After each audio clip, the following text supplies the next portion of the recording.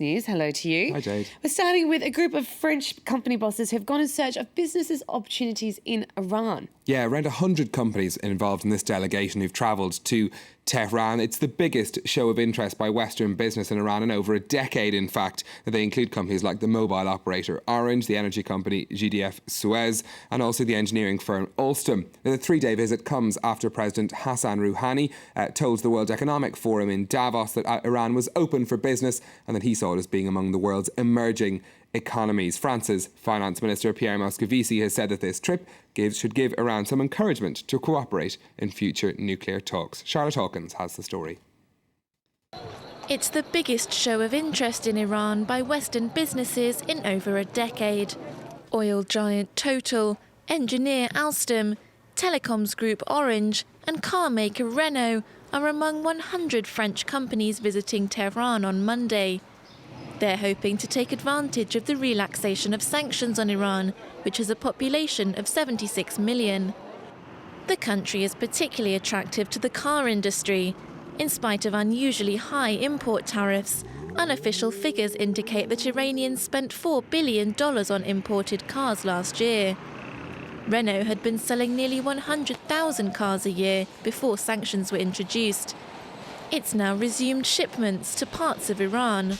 We think that Iran is a great market. We want to contribute to the development of this market. Even with all the sanctions, this market reached a level of 600 to 700,000 cars a year, which makes it, even in these dramatic conditions, the largest market in the Middle East. No contracts are expected to be signed on this week's trip, but some Iranian businessmen say they're likely to agree on tentative deals. Since the start of sanctions relief, billboards advertising international brands have sprung up. Iran feels it can offer a lucrative venture for foreign companies, with thousands of sales and service points already in place.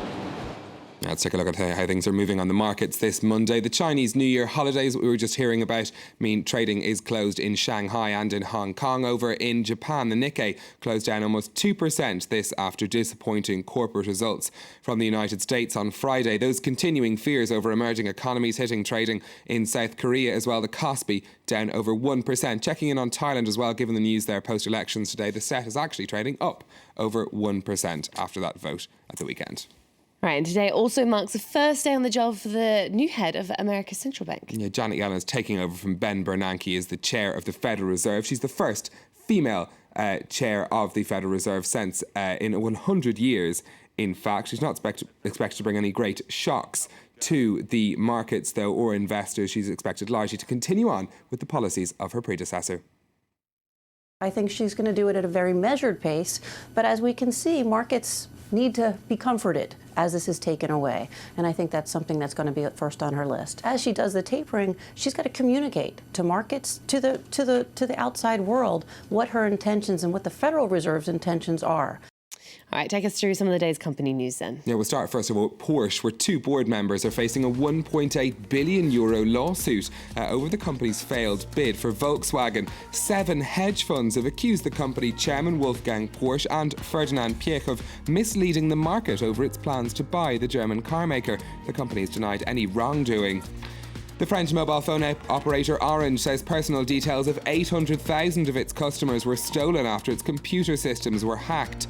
The information includes names and addresses, but not passwords of the network's users. The attack took place on the 16th of January and affects just 3% of Orange's customers. And the low-cost airline Ryanair has reported losses of €35 million for the last 3 months of 2013. The company's earnings were hit by an average 9% fall in average fares, slashed in a bid to attract more passengers. Chief Executive Michael O'Leary says despite the loss, the company is on track to earn around €500 million this year. Now, it's hard to remember life without it. I, for one, certainly use it far too much. Facebook is 10 years old. I can vouch for that, Jade. You are an addict Facebooker. It is, though, of course, undeniable how much Facebook has had an impact on our lives in 10 years. It's got 1.23 billion users, according to the most recent statistics, and brought in a staggering $7.9 billion in revenue last year. Now, the company's shares hit a high of over $62 on the markets after those staggering results last week, showing that it earned $1.5 billion in profit alone. But things can change fast online, and some people are already questioning how long Facebook can keep its staggering dominance. Let's take a listen. At once, Facebook is a giant, successful company now, and it's hard to imagine the company failing or faltering. But at the same time, if you think into the future, 20 years, it's hard to imagine that Facebook will still be around and everybody will be doing the same kinds of things on Facebook. I'm clearly not the only addict then. Indeed, yeah. All right, well, it's the most expensive TV advertising event of the year, with slots costing up to $4 million just for 30 seconds. But is the Super Bowl really worth it for advertisers? Well, one piece of research says no, in fact. The research firm Communicus surveyed more than 1,000 consumers before and after last year's Super Bowl ads. I'm always amazed at how you can't really tell what they're advertising. They seem to be selling bears in that advert. But apparently, only 1/5 of those consumers were swayed by the advertisements to actually buy the product that the companies were trying to sell. Not perhaps great news as those paid up to that 4 million rate you were just discussing. There are over 100 million viewers for the Super Bowl, of course, so there are some people who are definitely going to be affected by them. But other brands have decided to opt out, including the sandwich chain Subway, so they're going to focus their TV spending instead on the Winter Olympics. It does seem quite excessive. It's a lot of money, yeah. All right, thanks very much for that wrap up of the business news, Stephen Carroll.